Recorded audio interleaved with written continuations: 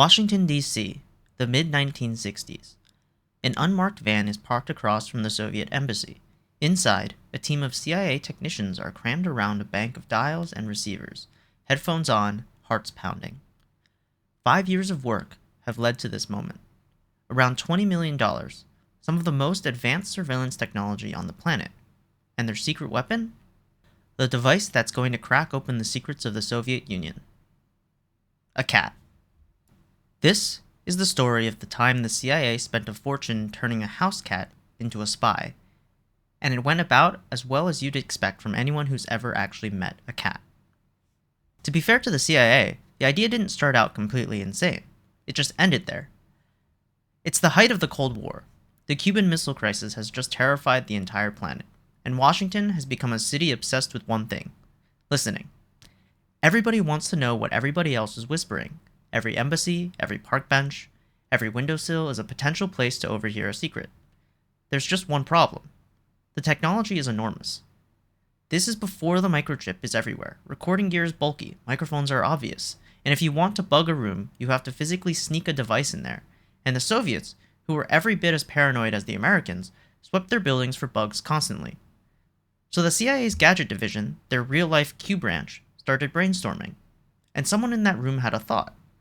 What if you didn't have to sneak the bug in?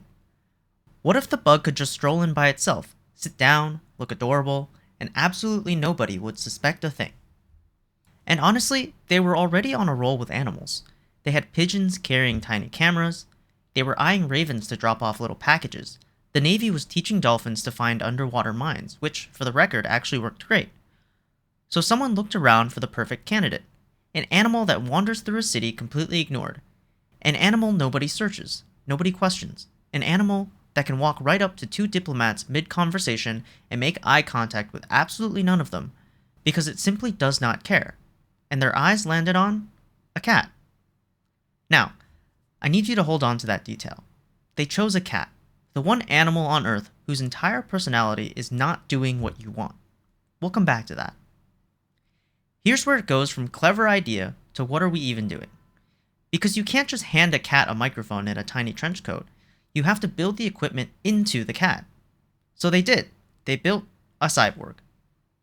In a surgery that took about an hour, they put a microphone inside the cat's ear canal, so the cat's own ear became the receiver. They implanted a little radio transmitter about 3/4 of an inch long at the base of its skull, and then they ran a thin wire antenna along its spine and wove it into the fur of its tail. The tail was the antenna. They turned the cat's tail into a radio aerial. This cat is now broadcasting. The cat is a Wi-Fi router. The cat does not know it is a Wi-Fi router. And every part of this had a brutal rule attached. The cat still had to look like a totally normal cat. No bumps, no scars, no wires sticking out. If a Soviet officer glanced down and noticed his furry little visitor had a USB port, the jig was up.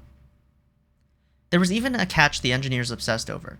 The cat could not be allowed to feel the equipment, because if it itched even slightly, the cat would do the most cat thing possible: sit down and groom the very expensive government electronics right back out of its own body. And look, even after all that, they ran into the one obstacle no amount of money could fix. The cat would get bored. The cat would get distracted, and the second the cat got hungry, it would simply clock out and wander off to find a snack, taking 5 years of cutting-edge espionage technology with it. So the CIA, faced with this, made a decision. And I need you to know that I am not joking. They did another surgery to deal with the hunger. They went back in to try to suppress the cat's appetite so it would stop quitting its job to go look for food. At this point, they're performing multiple operations on a single cat to override its natural instincts in service of national security. One CIA man who saw the finished product summed it up with a single perfect word. He called it a monstrosity. And yet, somehow, it worked. After 5 years, the cat could be guided to move where they wanted. The microphone worked, the transmitter worked, the receivers in the van picked up clean audio. Acoustic Kitty was ready for its first real mission. This was going to go great. So here we are, the van pulls up near the Soviet embassy. The team is in position, headphones on, every dial dialed in. Across the way, two men sit on a park bench having a conversation they think is completely private. The side door slides open, and the most expensive cat in human history is gently set down on the sidewalk with a single mission: walk to the bench, sit nearby, and listen. The cat steps out onto the pavement. 5 years of work, millions of dollars. the fate of Cold War intelligence resting on 4 furry little paws. It makes it about 10 feet, and then a taxi runs it over. That's the mission. That's the whole mission. According to the story, the agents are just sitting there in the van, surrounded by all their glorious dials and receivers, and the cat is gone, squashed, off the air, permanently. A cab driver with no idea whatsoever had just ended a top-secret CIA program by trying to get to his next fare. And, this is the detail that really gets me, supposedly an agent then had to walk over, scrape up the remains, and discreetly collect them. Not out of grief, but to stop the Soviets from getting their hands on the expensive equipment. It is, hands down, one of the funniest disasters in the history of espionage. But, before you grab the tissues, there's a plot twist, and it's good news for the cat.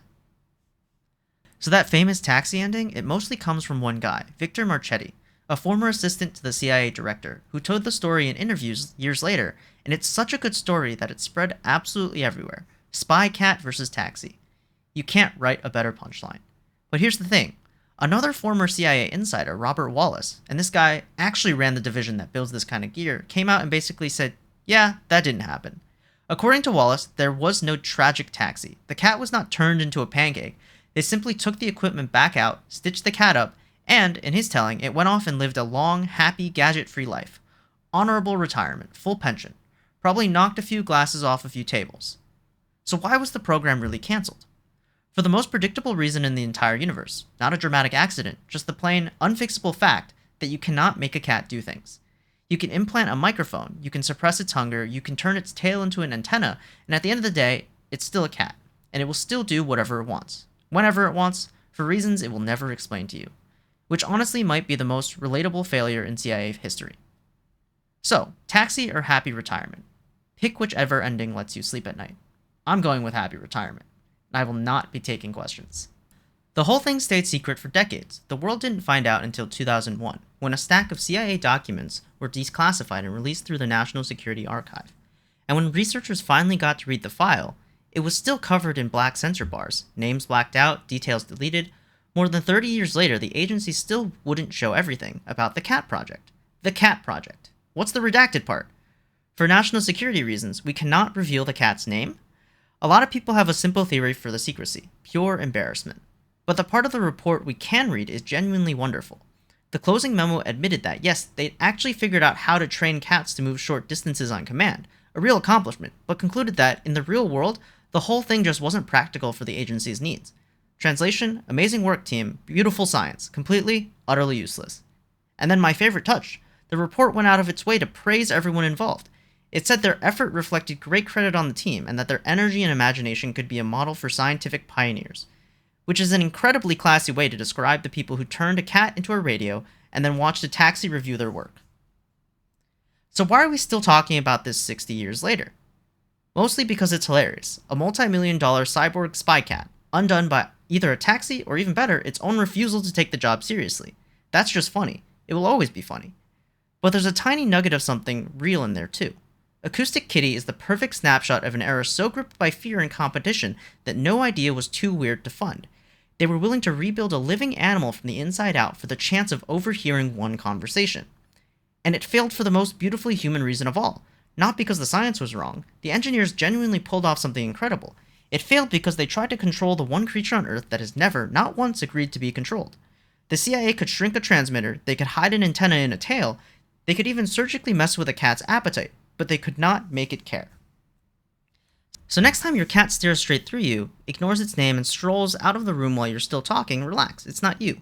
The most powerful intelligence agency on the Earth couldn't get one to listen either, and they had a budget.